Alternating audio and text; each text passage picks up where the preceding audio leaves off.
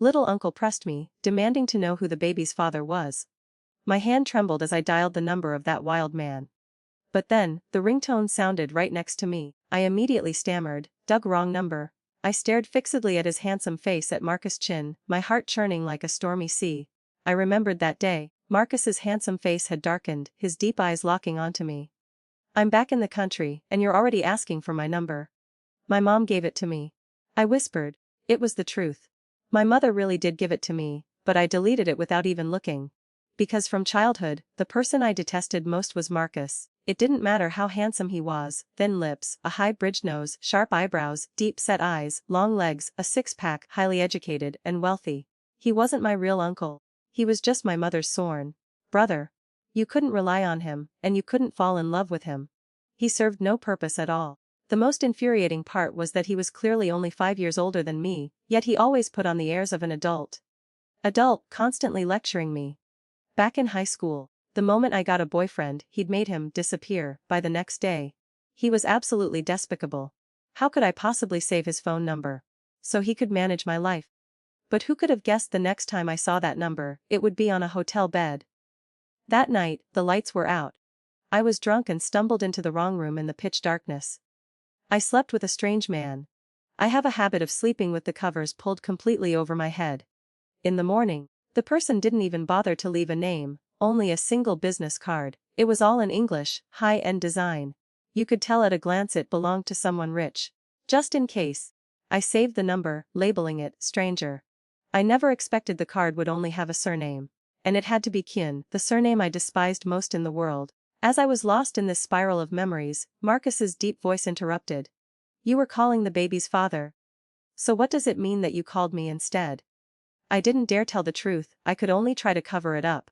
"It means the baby doesn't have a father. Can you do me a favor?" Marcus's gaze darkened. "You're certainly loyal to this man." I let out a quiet sigh of relief. You flatter me. You flatter me. Eliza, you can still smile. Do you realize how serious this is?" His eyes narrowed, his voice deep and cold, laced with anger. I pressed my lips together, feeling completely helpless. Marcus. Little uncle, the baby's father. I didn't want things to turn out this way either. But rest assured, I'll grit my teeth and endure this. I absolutely will not cause you any trouble. With that thought, I grabbed the sleeve of his suit jacket, crumpling the expensive fabric. "But since it's already happened, little uncle, are you free tomorrow? Can you take me to get an abortion?" I was sure Marcus would agree with me. After all, he wasn't short on this little bit of money. But after a long silence, he just looked at me and said, "You caused this problem, so you solve it yourself." I froze, realizing I had made a terrible miscalculation. But Marcus's face remained dark and grim as he coldly brushed my hand away. Despicable. If it weren't for the fact that I had to respect him as my uncle, I would seriously consider having this baby. I'd demand however much child support I wanted, and I'd bother him every single day. Then, when he was old, I'd let our child pull his breathing tube just to teach him a lesson. But I couldn't do that, because I couldn't stop myself from calling out to him again. "Wait." Marcus stopped and turned back to look at me. I bit my lip and pleaded. "You absolutely cannot tell my parents." I was terrified of my parents. Marcus wasn't completely heartless. Knowing my mother's health wasn't good, he chose to keep quiet for the time being. But a new problem immediately surfaced. I didn't have money for the abortion. My allowance for the month was down to 400, my best friend only had 20. The two of us just hugged each other and cried. Right at that moment, a business card fell to the floor. It was the one Marcus had left behind. That night, we clapped our hands and celebrated. We had found a way out. Don't forget, I was now also Marcus's one-night stand. Me pregnant, coming to him to take responsibility, it was perfectly logical. Besides, he had left that business card behind intentionally, hadn't he? Wasn't that a clear implication that I should find him if something came up? It was truly a light at the end of the tunnel. I grabbed Juju and gave her a few kisses out of sheer excitement. Afterward, the two of us managed to borrow an overseas bank account. After thinking it through, I decided to send a text message first to test his reaction. "Hello, I am the person who spent the night with you. I am now pregnant. I hope you can transfer 20,000 for the abortion and recovery costs to the account I just sent you." The account belonged to Juju's cousin, who had just left to study abroad the week before. We explained the reason, and she immediately agreed to cooperate, especially since it involved demanding money from a man. "Shouldn't you add a threat or something?" What if he doesn't transfer the money? Juju looked worriedly at my stomach, as if it would instantly inflate like a balloon if I didn't get the procedure in time. No, he will. I shook my head firmly. From childhood, my entire wardrobe has been filled by Marcus. I have every kind of designer handbag. He spends money without batting an eyelid. If my mother wasn't so strict about managing my things, I could have sold all that stuff and had enough to live on for the rest of my life. A man as generous as that, now faced with a one-night stand who got pregnant and is proactively getting an abortion, surely he wouldn't be stingy. With the money, 200,000 probably isn't even an issue for him, and yet, we waited and waited, but there was no reply. The bank account saw no activity. Juju's cousin even asked if I had met some deadbeat. My lips parted slightly, I was even about to make an excuse for Marcus. But before I could speak, he called. As soon as his name flashed on the screen, I threw the phone as if it were scalding hot, tossing it straight to Juju. Juju scrambled to catch it, her hand trembling as she answered. I nearly fainted. I was just about to run over and hang up when a static sound came from the other end, as if the phone had been dropped. A moment later, I heard Marcus's voice, tinged with drunkenness, hoarse and weary. I take my eyes off her for just 2 years, and the kid goes and gets pregnant by who knows who. Hearing that, my eyes instantly lit up. Was Marcus talking about me? What did he mean, take my eyes off her for 2 years? Did he think I was some puppy? I was about to hang up when a soft sigh came through the speaker. The doctor already said it, her endometrium is thin. If she has an abortion, even once, it will be very difficult for her to conceive later on. When I heard that, my face froze and my mind went completely blank. A long moment passed before I blurted out in dismay, "Damn it, how can I be this unlucky?" "Ooh, speaking." Marcus's voice suddenly snapped to attention, low and tense like a plucked string. I immediately clamped my hand over my mouth, frantically ended the call and turned to stare at Juju. Did we have the voice changer on? Juju nodded. We're doomed. In the very next second, my phone rang again. The caller was Marcus. "Eliza, that was you just now, wasn't it?" Marcus's voice was grave. "The woman from that night, could it have been you?" My heart leaped into my throat. He'd guessed it. What was I going to do? I couldn't let him confirm this. I absolutely could not admit it. I pressed my lips together and put on a pitiful act. "Little uncle, please forgive me. I just wanted to pretend to be your one-night stand to scam you out of some money." But the lie was as flimsy as wet paper. Marcus let out a cold sneer. Then how did you know about that detail?" I bit my knuckle. Because, well, therefore, according to the laws of physics.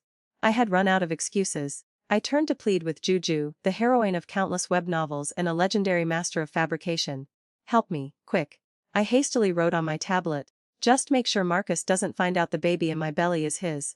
"Say anything you want." Juju nodded, her eyes lighting up. She took a deep breath, her face flushing, and then suddenly grabbed my phone. Clack, clack, clack, her fingers flew across the screen. "Uncle Marcus, this relates to a secret Ellie has had since childhood. I wasn't going to tell you, but since you're making wild accusations and trying to pin that night on Ellie, fine, I'll tell you everything." Juju paused for a moment, turning to look at me with a complicated expression. I raised a fist to cheer her on. "I trust you, keep fighting. Say whatever it takes, just don't let him know he's the baby's father." Juju's tone grew solemn as she continued typing. "The truth is, Ellie has been in love with you since she was little." I stared, my eyes wide, blinking rapidly. What? She actually dared to say that? Juju just gave me a stern look and shook her head, signaling me not to interrupt the creative process. She was preparing to continue when, knock. Knock knock. A knock sounded at the door along with my mother's voice. "Eliza, I made some soy braised crab. Take it over to your little uncle." "Help me, I don't dare go," I shouted. I'm in the bathroom." My mother replied calmly, "Wash your hands when you're finished." I left it on the living room table. It was over. My mother was the absolute queen of our household, everyone had to obey her command. I looked at Juju pleadingly. Juju just shrugged. "I have a family lunch today. I have to leave soon." I clung to her arm. "You can't." "What about my situation with Marcus, Kin? You haven't even finished the story yet." Juju slapped her forehead. "Ah, right. Listen closely." She then whispered the rest of the plot to me. When I finished listening, I wanted to bow down to her. She was truly a master storyteller. Just as expected. The part about me loving Marcus since childhood was just the opening act. The complete script was, because I was secretly in love with Marcus. I followed him to the hotel. There, I discovered he was with another woman. I was so heartbroken that I acted recklessly, finding a different man to spend the night with. It was a bit like a tragic romance, but the logic was sound, and it had a dramatic flair. When I saw Marcus, I would tell him exactly that. I had to completely sever any possible connection between him and this baby first. Thinking this, I soon found myself at Marcus's apartment. Since returning to the country, he had been living in the high-end complex right near my house. The elevator doors opened, and I came face to face with Marcus. He was wearing a black dress shirt, the sleeves rolled up to reveal strong, sun-kissed forearms. He really was handsome. Maybe hitting this jackpot wasn't a complete loss. He looked at me with his deep-set eyes and spoke directly. I was just about to go looking for you. Your friend said you like me. I blushed. Asking me so directly was just too much. But I couldn't deny it now. What other explanation was there? I nodded and then recited the entire story Juju had crafted for me. As Marcus listened, his expression shifted from pale to flushed and back again. When I finished, he suddenly grabbed my wrist and, without a word, pulled me into his apartment. The moment his hand touched mine, a jolt of familiarity ran through me. My cheeks instantly flushed hot. After all, 2 months ago, it was this exact hand, with that distinctive scar, that had caressed my entire body. That night had been pitch black, but I remembered that specific detail very clearly. I had even asked Marcus how he got injured. At first, his expression darkened, unwilling to answer such a random question. But when he saw me staring, he fell silent for a few seconds before replying, I was burned. Overseas. Last year. Henry, I've never seen it. I set the container of crab down, intending to leave. After all, I had explained everything clearly. He must have believed me, right? Eliza, do you take me for an idiot? Marcus leaned back against the sofa, his voice deep and devoid of emotion. I panicked. Had I revealed another flaw in the story? You think you can mess up? Then just say I like you, and it will all be over. He laughed coldly, his tall frame pressing in on me like a heavy shadow.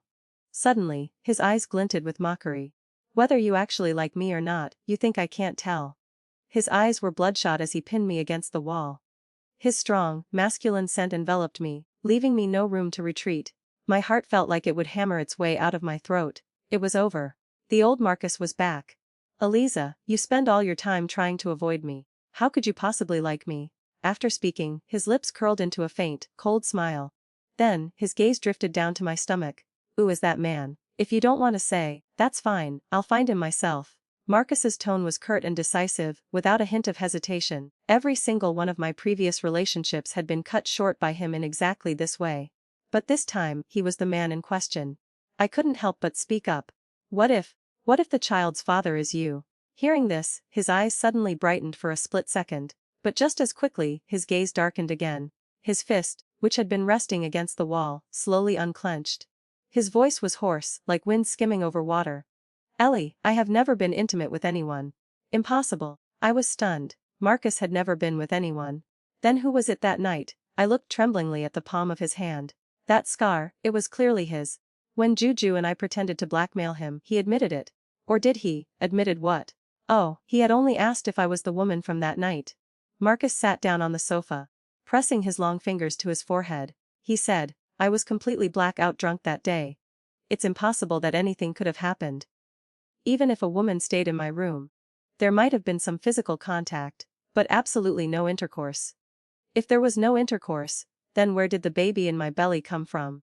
I clutched my abdomen as a sudden, sharp pain shot through it. Seeing my pained expression, Marcus immediately scooped me into his arms, kicked open the door, and rushed me toward the hospital. I held my stomach trembling with fear. Am I having a miscarriage? Is there a lot of blood? I instinctively glanced at the floor. Thankfully, I didn't see any bloodstains. Tears welled in my eyes as I lay anxiously in Marcus's arms. Looking up, I saw his expression was tense, his jaw clenching slightly. I widened my eyes. I had never seen him look like that. I was still wondering about it when, gurgle gurgle gurgle. My stomach let out a loud roar. I froze for a second, then my stomach twisted violently. Little Uncle Marcus, take me back, hurry. My face contorted, feeling even more uncomfortable than before. Marcus's expression was grim. I am taking you to the hospital. Don't struggle. I huddled in his arms, a cold sweat breaking out on my forehead. No, it's not that. I really need to go to the bathroom. Yes, I must have eaten something bad. The atmosphere froze. The worried look in Marcus's eyes immediately shifted into a complex expression. Eliza, hurry. I'm about to poop my pants. I clutched the hem of his suit jacket, wadding it up. Less than 10 seconds later, I was sitting on the toilet as everything came rushing out. Right at that moment, my mother called to scold me. I told you to take the crab dish from the living room table. Why did you take the one from the kitchen? That one was spoiled. I was about to throw it away. No one understands their daughter like a mother. I knew there was a reason it tasted so strongly seasoned. It really had gone bad. I dragged myself out of the toilet, completely exhausted. Marcus tossed me a box of anti-diarrhea medicine. Take 2 of these. I picked up the medicine, hesitated for a moment, then set it back down. This medicine isn't bitter. He looked at me with exasperation. A moment later he offered me a piece of candy. It was a white rabbit milk candy, my favorite. But the problem wasn't whether the medicine was bitter or not. I pressed my lips together. Little uncle, did you forget? I'm pregnant. Why are you telling me to take medicine? Have you decided to take me for the abortion after all? It was so sudden, I could feel myself starting to panic. Honestly, my stomach felt much better already. And I probably didn't need the medicine. But if this was preparation for the abortion, I had to accept it. While I was still hesitating, Marcus suddenly used his rough fingers to pry my lips apart and pushed the pill in. His voice was low, tinged with anger. Whose child is it that's worth you suffering like this? To the point where you won't even take medicine. I stared, wide-eyed, stunned by his actions. I mumbled, little uncle, Marcus. His eyes flashed with a chaotic emotion before he released me. A flicker of pain crossed his handsome face. Take the medicine. I'll take you to get rid of it. I held the pill in my mouth, my heart still hammering in fear. A moment ago, why did I think I saw a trace of resentment in his eyes? Could it be that the man from that night really wasn't Marcus? My heart began to pound violently. A moment later, his phone rang. He answered it right in front of me. From the other end came the voice of a charming woman. Marcus, you told me to come to your place, but your complex is under lockdown. I can't get in. It was a coquettish, whining tone that could make anyone melt. I just stared at him, dumbfounded. He really was something. He'd already found me a little aunt. This quickly. Didn't he used to say he had to run everything by me first? And what did she mean? The complex was on lockdown. This was great. I thought I was going to lose my mind. Marcus hung up the phone and confirmed the situation. It's true. We can't go out for the time being. I pouted and spat the pill out. Thank goodness I hadn't swallowed it. Marcus frowned, his gaze fixed on my stomach. Does it still hurt? I shook my head and casually asked, who was that just now? Marcus glanced at me but didn't answer. A colleague. I pressed. It wasn't that I was jealous, but Marcus had never allowed women near him, let alone invited one to his home. He must have been annoyed by my questioning. He looked at me with an indifferent gaze. You're fine now. Stop bothering me. I'm bothering you. What did I do to be called a bother? I pressed my lips together, an unfamiliar tightness forming in my chest. Right at that moment, my phone buzzed. It was a message from my parents, reminding me to behave at Marcus's house, not to cause trouble, not to be a picky eater, and not to throw any tantrums. I just gave a noncommittal in reply and gave a bitter laugh. To throw a tantrum. You need someone who's willing to put up with it. He had a girlfriend now. Where was that guardian who used to look after me? Speaking of the old days, Marcus was truly the strictest person who ever managed me. I was anemic but refused to eat meat. He once forced me to order a serving of beef and goat, and sat there watching me eat every single bite. Back then, I wanted to cry but couldn't even make a sound. I felt like even my own father had never managed me that strictly. And now, he was about to go manage someone else. I should be free, but strangely, I didn't feel happy at all. Just then, Juju sent me a message. I told her that because of the epidemic lockdown, I had to temporarily stay at Marcus's house for a while. Juju was worried. What if there's a second time after the first time? My face darkened. Juju, the person that night, might not have been Marcus. Juju didn't believe it. How is that possible? The phone number was his. But he said he's never been intimate with anyone. Marcus had never lied to me. Subconsciously, I believed him. Juju said I was an idiot for believing that kind of talk. After thinking for a while, she came up with an important clue. Some time ago, I had installed a voice recording app on my phone to practice my English speaking for an exam. I was very diligent, playing it back whenever I had free time, and I almost never turned it off. Juju told me to check if it might have recorded anything from that night. Maybe. That could be the key to unlocking the truth. I searched, and I actually found it. Taking a deep breath, my fingers trembled as I went to open the audio file. Eliza, come out and eat. Marcus's deep voice called from outside the door. I quickly stopped, scared to death, almost getting caught. I exited the recording app and hurried out of the room. When I got to the dining room, in the fridge, Marcus's eyes never left his computer screen, his voice completely casual. The fridge. You mean you didn't cook for me? It's instant food, just put it in the microwave. He looked up at me. Do you need my help with that too? Marcus, you never used to let me eat instant food, I mumbled, pressing my lips together. In that moment, I truly felt wronged. Even though I knew the situation was special, there were clearly fresh vegetables and meat in the fridge. I stared at him without blinking. Marcus sat with his back perfectly straight, his fingers typing rhythmically on the keyboard. After a long while, he finally spoke. Weren't you always annoyed when I managed you? I opened my mouth but couldn't say anything. I just felt a bitter, indescribable feeling in my heart. I looked at him, full of sorrow. Are you treating me this badly because you're afraid your girlfriend will get jealous? As soon as I said it, his expression froze. My heart ached. Had I guessed correctly? Fine, forget it, I knew it. I sulkily grabbed the box of instant food, ran back to the room, and locked the door behind me. The night deepened. The moon hanging over the treetops. Tonight I was sleeping in Marcus's study. It was a room filled with the scent of books and old wood. Every single volume held traces of him having turned its pages. I couldn't help but randomly pull one out. As I opened it, I froze. This wasn't a bookmark, it was clearly a photo of me. It wasn't just one book. I searched nearly the entire bookshelf, and every few pages, there was another picture of me. Some I had seen before, others I never knew existed. Some were normal photos, some were clearly candid shots. I kept flipping and unexpectedly came across his handwritten journal. Marcus was a geology professor. His handwriting was firm and expansive, like mountains and rivers. His journal was just like his major, full of theories, reading like code. Only the last few lines of each page were in human language, and they were all related to me. 10 years ago, the first entry he wrote about me. Sister Han's kid got ice cream on my notebook. This one's ruined. I'm not letting that brat in the house anymore. 8 years ago, the next entry was, bought a tub of ice cream. Wonder if that brat will come over tomorrow.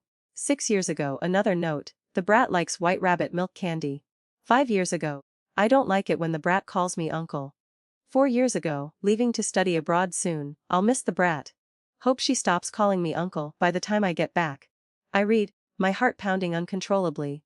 It turned out Marcus had liked me for a long, long time. Even earlier than I liked him.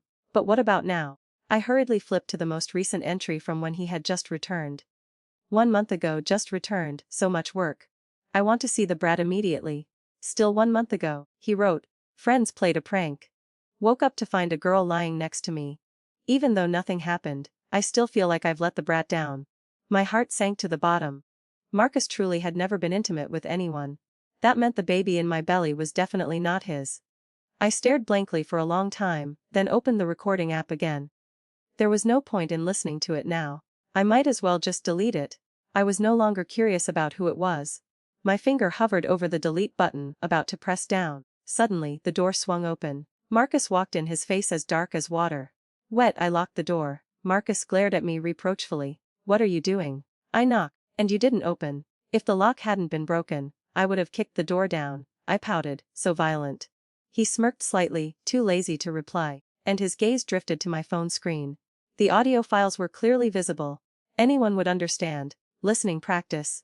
Marcus put both hands in his pockets and strode toward me. Yeah, I nodded, feeling guilty. His lips curved up. Working hard, I see. Let's check the results. After speaking, his long arm shot out and snatched the phone right out of my hand. In that instant, my mind went blank. He couldn't listen to that. Without thinking, I leaped onto him. Yes, literally leaped. He was 108 TM, and I was 165. I jumped with all my might, clinging to him like a koala. Give me back my phone. Give it back now. I was frantic. But that damned Marcus not only refused to return it. He used his left hand to hold the phone out behind him. Damn it, I couldn't reach it. Is it some secret you can't let anyone know? He looked at me with suspicion. A secret you can't talk about. My face flushed red. Marcus's gaze darkened. Did I guess right? His sour tone rang out. Well, after reading his journal, I felt like Marcus was jealous. What I like is my business. Aren't you supposed to not care about me anymore? I pouted, feeling even more wronged, thinking, if you like me, why are you still involved with other women? How dare you bring another woman to your house? You never let anyone step foot in here before. I don't care about you. Is that what you think? He asked. Marcus looked at me, his handsome face showing clear exasperation. I didn't say anything. If you like someone, you manage them. If you don't, you don't. I was busy earlier and didn't have time to cook, so I told you to just eat something simple.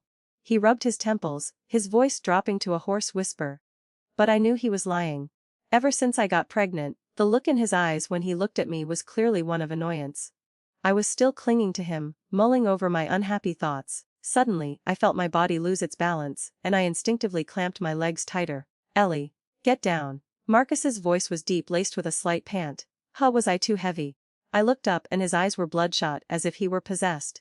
This was bad. Marcus's body seemed to. My face turned bright red and I scrambled down off him. Why are you like this? It's a normal physiological reaction for a man. Marcus replied nonchalantly, not showing the slightest bit of embarrassment. I bit my lip, feeling even more awkward. Why was this so weird? Just the two of us in this space, talking about that. The more I thought, the hotter my head became. Finally, I just blanked out and asked him directly. Marcus, do you only have this reaction to me? The moment the words left my mouth, my face burned. Oh my god, what did I just ask? If you don't want to answer, just pretend I didn't ask anything. I wanted to crawl into a hole. Eliza, where is your shame? Nice. You finally stopped calling me little uncle. Marcus stepped closer, his eyes full of smug amusement as he questioned me. Besides, you're not really my uncle anyway. If my mom hadn't forced me, I never would have called you that. Speak of the devil, and he shall appear. My mother called. Marcus answered the phone and handed it to me. Ellie. Have you eaten? You're not causing any trouble for your little uncle, are you? I was speechless. In my mother's eyes, I was nothing but a trouble-making machine. No. I'm being very good, little uncle. As I said this, my lips suddenly felt an itch. Marcus was lightly tracing my lips with his fingertip. I stared at him with wide eyes. Are you crazy? What are you doing? My mother was shouting on the other end. Eliza, what are you doing? Why aren't you saying anything? Is your little uncle, what's wrong? Marcus. His rough finger carried a strange, tingling sensation. No matter how much I glared at him, I couldn't hide the feeling. Damn it, this felt just like a secret affair. And I'm not the type to have an affair. Mom, Marcus is bullying me. I yelled out the only accusation I could think of. But my mother didn't believe me. You're probably just being a picky eater again. I was about to argue when Marcus took the phone. Sister Han, Ellie is fine. Don't worry. I pressed my lips together. He wasn't calling me brat anymore either. Less than a minute later, he hung up. The phone seemed a bit hot. As his hand touched the screen, my voice suddenly blurted out. Ban. Ability, abnormal abort. Yes, that was it. The recording from that night. It was me drunk, reading vocabulary words. Marcus held the phone and squinted at me. Should I praise you for being diligent or punish you for being drunk? I was speechless. In less than 4 minutes, the recording ended. When were you drunk? Marcus stared at me. While I buried my face in a pillow like an ostrich. He directly opened the file's detailed information. As he looked at it, his expression changed rapidly. I clenched my fists, feeling incredibly awkward. I truly could not understand how I could get pregnant while reading English vocabulary. Was the baby in my belly a spawn of the TOEFL exam? Really? As I was lost in thought, Marcus asked gravely. Ellie, are you sure you're pregnant? You saw the 2 red lines yourself, I mumbled. That was the day he came to my house. I was 2 months late, so I went to the bathroom to take a test. The result was 2 lines. I was so scared I just froze. That's when he walked in and saw it. I was recalling this when I heard him say softly, impossible, you must be mistaken. I froze. How could Marcus be so certain? But thinking about it, it made sense. A home test and a missed period weren't the most accurate evidence. And I was such a coward that I still hadn't dared to go to the hospital to check. Let's eat first. Marcus's voice softened, his eyes gentle as he looked at me. We'll deal with this after the residential complex lockdown is lifted. I nodded slightly and followed him out of the room. We hadn't gone far before he took the initiative to take my hand. Marcus's palm was hot as it enveloped my hand. A strange sense of contentment welled up inside me. His mouth said he didn't care about me, but when the work was done, he still cooked me a full meal of 4 dishes and a soup. Why aren't you eating? Are you full from the instant food? He asked. I pouted. You still dare to mention that? Just then, Marcus peeled a shrimp and held it to my mouth. His deep, husky voice murmured in my ear, I promise it won't happen again. As he fed me, his finger brushed against my lips again. My heart felt like it would leap out of my chest, but the moment I opened my mouth, a wave of nausea rose from the pit of my stomach. I quickly stood up and ran to the bathroom. Locking the door, heaved until I felt like I was about to bring up bile. I braced myself against the sink, looking at my reflection in the mirror. Suddenly, I noticed my stomach, which had always been flat, was now slightly rounded. My face was pale, and my heart was filled with despair. It was over. I was definitely pregnant. Marcus came in and held me as I trembled. I couldn't hold it in anymore and burst into tears. My belly is getting bigger. Marcus said nothing, just rubbing my back. His strong arms supported me, gently guiding me back to the room. Come on, don't cry anymore. You look like a drowned kitten when you cry. He took a soft tissue and gently wiped the tears from my cheeks. I lowered my gaze, not daring to look at him. I was a woman pregnant with another man's child. What right did I have to like him? Marcus was someone who shone as bright as the sun. Little uncle. What did you call me?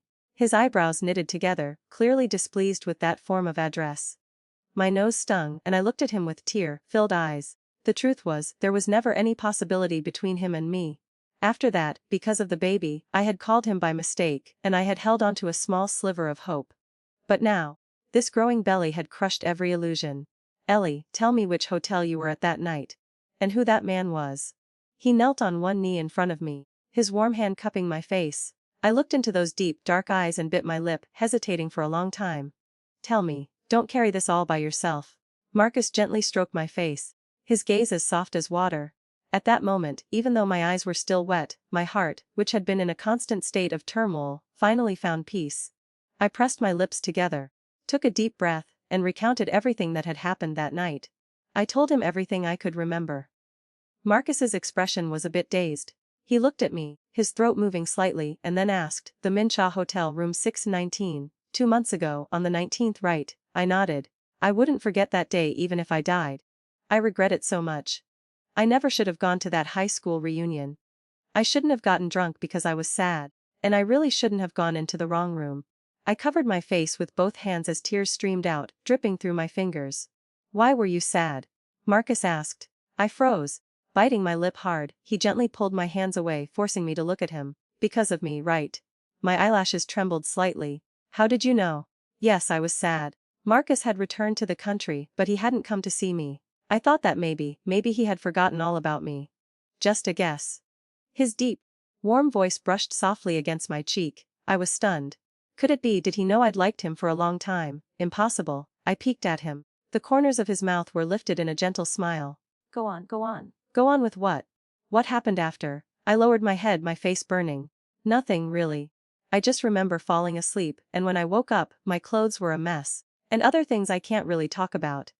You can't get pregnant just from falling asleep. Marcus stroked my head, chuckling softly. I suspect you're laughing at how naive I am, but I have no proof, you know what I mean. The truth was, it wasn't just sleep. In my fragmented memories, I seemed to have mistaken that man was Marcus. And well, you understand. I bit, I hugged, I even groped.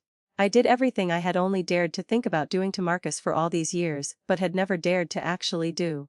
I was too embarrassed to say all the details, so I just summarized the result. In short, what needed to happen, happened. I don't want to hide it from you. If you despise me for it, I'll accept that.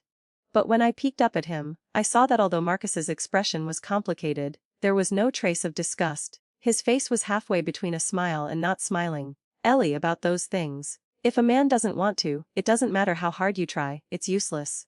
Useless. Then is my growing belly just filled with air. Marcus, you don't have to comfort me like that. I let out a small sob and lowered my head. Something definitely happened that night.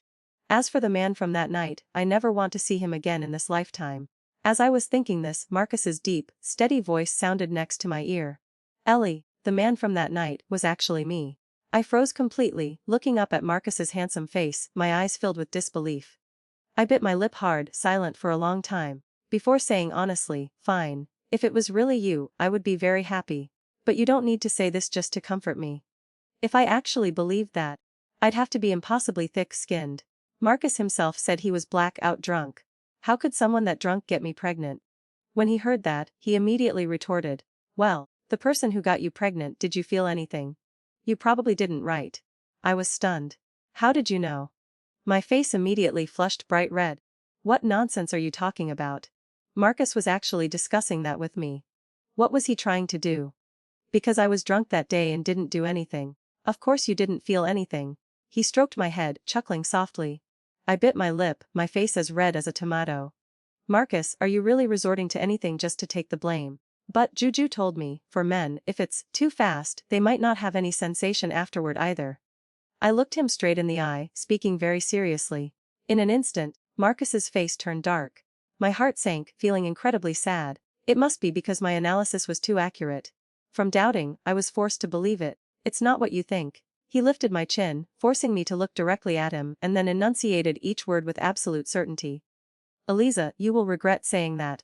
I froze. Wait, isn't that a classic line from the male leads in Juju's novels?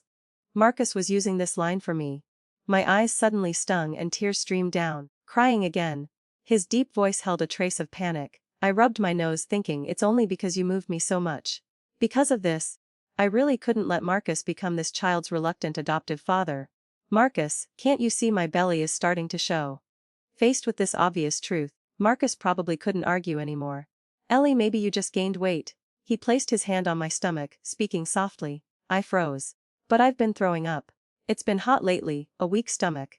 That's also possible, right? He held my hand, but I could feel his palm was clammy. Wait until the complex lockdown is lifted, and I'll take you for a full check-up. I pressed my lips together and nodded. That's good too. If I'm really pregnant, we can just take care of the procedure then. But, there's one more thing I'm worried about. I looked at Marcus. Did you mean it when you said my uterine lining is thin? The day he saw the pregnancy test, aside from being furious, he didn't take any other action. But for the past several years, he had been the one arranging all my family's medical checkups. It made sense that he would know my health status. Yes, he nodded. My eyes reddened. Then, will I not be able to have children in the future? Marcus pulled me into a tight hug. No, you will, I promise. But, I choked out, about to say more, when my lips suddenly felt warm. Marcus kissed me, from my lips to my cheek to the corners of my eyes. He gently kissed away the lingering traces of my tears. After a long time, he reluctantly let me go. His voice was deep and hoarse as he soothed me. Good girl. Don't overthink things, I promise, you will be fine. I gripped his shirt, my damp eyelashes lowering to hide my eyes. That was the most peaceful sleep I had in 3 months. I woke up the next morning, and Marcus had once again cooked 4 dishes and a soup. He said I was too thin and wished he could feed me spoonful by spoonful.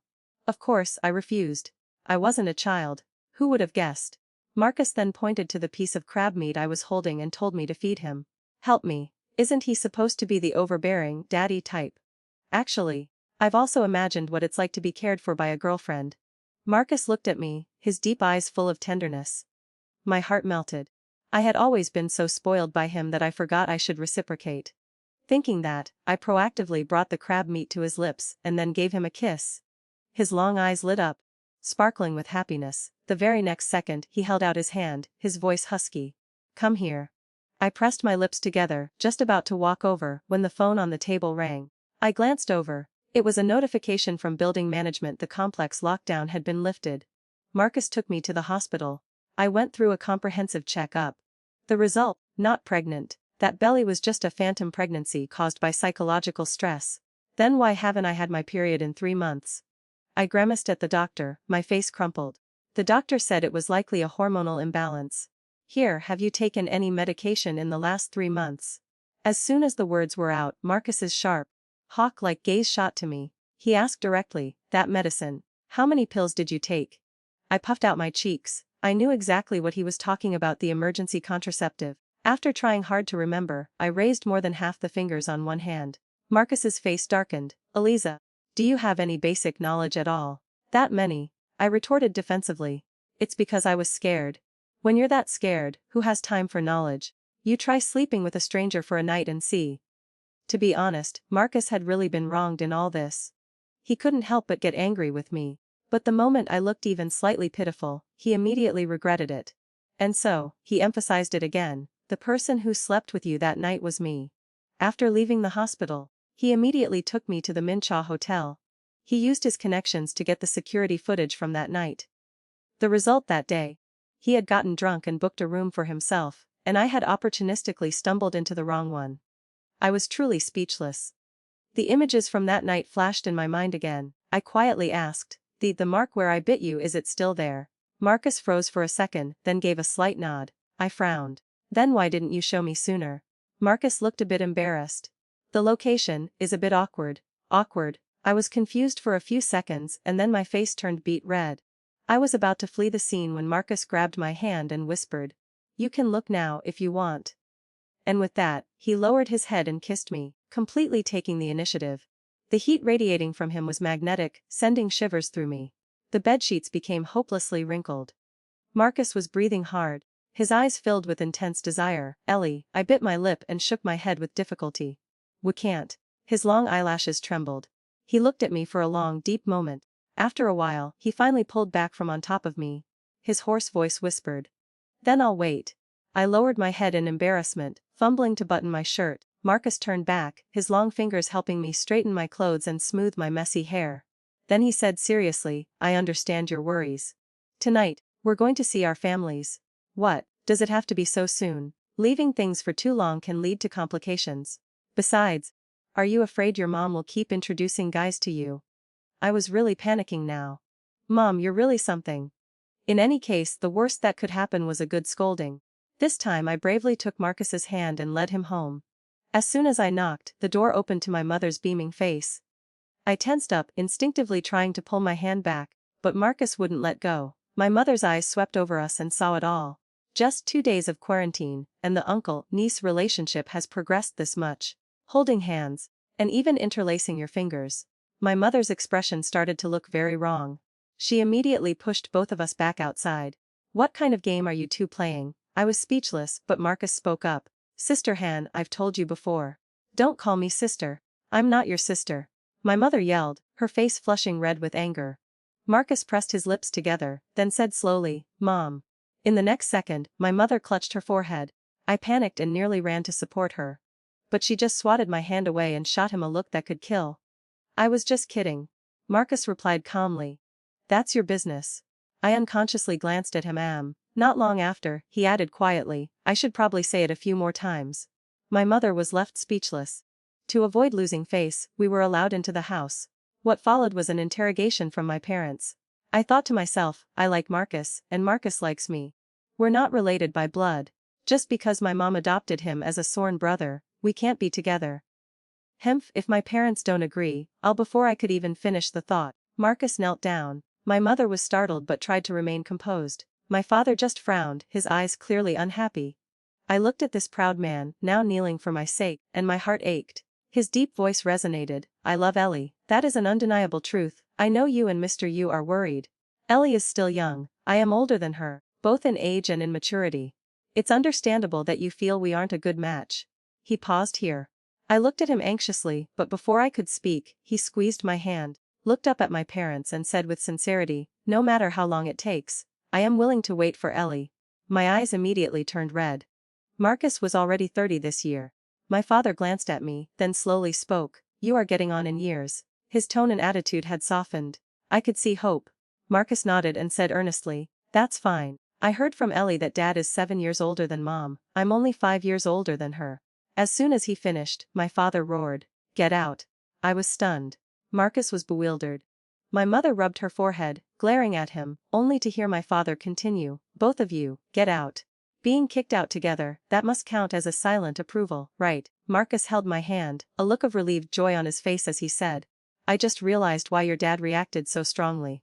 Could it be that he is like me?" "Yeah, back in the day, my grandpa also complained he was too old." I let it slip. Marcus shot me a dissatisfied look. I quickly stood on my toes to appease him. "Hey, it's okay. I'll never say you're old." But I was still worried. I was just a university student, while he was already a young, brilliant university lecturer. We were too different. Would we lack common ground later on? Marcus stroked my head. "No, who talks about work when they're at home?" True, but our hobbies are completely different. I'm obsessed with games, and you're obsessed with rocks and minerals. What did you expect from a geologist?" Marcus leaned in and whispered, "Actually, I like games too. As for those rocks, I can give them all to you. All those different kinds of stones filling your house. I don't think I could even carry them." While I was still lost in thought, an emerald ring was slipped onto my ring finger. It wasn't expensive, but it was the very first stone he had ever mined himself on his first field expedition. His mentor had joked that it was the starter gem of his career. At that moment, he immediately thought that something so meaningful had to be given to his girl. Marcus spoke very softly, but every word landed in my heart with incredible warmth. I was so moved I was on the verge of tears. So, are you proposing to me? Marcus said, his tone serious and steady. My eyes flew wide, my heart hammering. But then he chuckled lightly. Silly, you don't have to agree right away. Take your time and think, I'll wait for you. Really? I even ground this stone into a ring myself. Do you not trust my patience? Marcus smiled as he asked me. You did it yourself. My gaze slowly lowered, falling on the scar on his palm. Then this wasn't from a burn. Right, nothing gets past you. Marcus reached out, gently caressed my cheek, and gave me a resigned smile. I took his hand and placed a soft kiss right on that scar.